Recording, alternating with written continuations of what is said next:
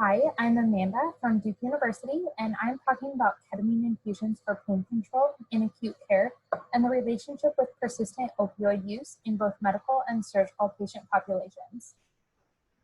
Through recent consensus guidelines, the use of IV ketamine has become popular for acute pain in inpatient settings in light of the opioid epidemic and the search for non-opioid modalities for the treatment of pain. At Duke University, we have extensive use of ketamine infusions for both acute and acute on chronic pain on the inpatient floors. Therefore, we conducted a retrospective review of ketamine infusions to use to treat pain during their inpatient stays. All adult patients who received a ketamine infusion in 2017 were evaluated. 210 unique patients, both medical and surgical, were identified.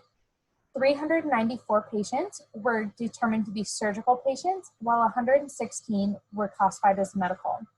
The surgical breakdown was defined by any type of surgery in the OR.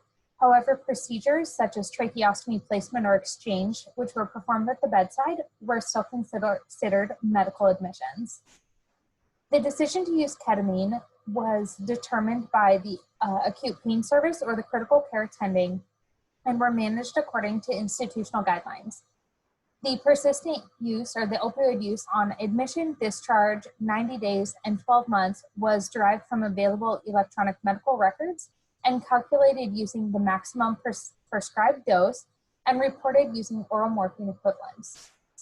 If you look at the average opioid use in these patients, you see that the surgical group, which is in purple, had a 52% increase between admission and discharge, with a 13% decrease by 90 days and a 20% decrease from baseline dose at 12 months.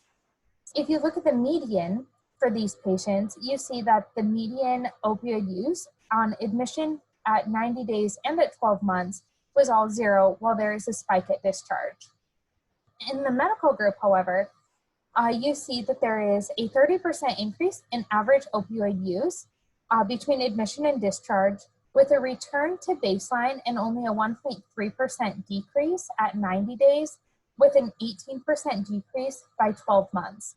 If you look at the median, it follows the same trend where there is a doubling in median opioid use between admission and discharge, with a slightly below baseline levels at 90 days, and down by about 2/3 at 12 months.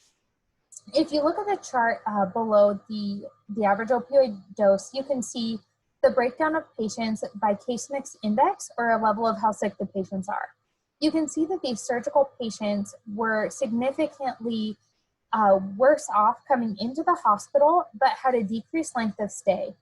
However, their harm rates or their safety reporting system rates were twice as high as the medical group, and they did report more ketamine-related side effects than the medical group did. The lidocaine use concomitantly with ketamine was lower in the surgical group than it was in the medical group. If you look at the table on the top right, you can see that the dose range for these patients is the same, and the average days of use is very similar between the two groups.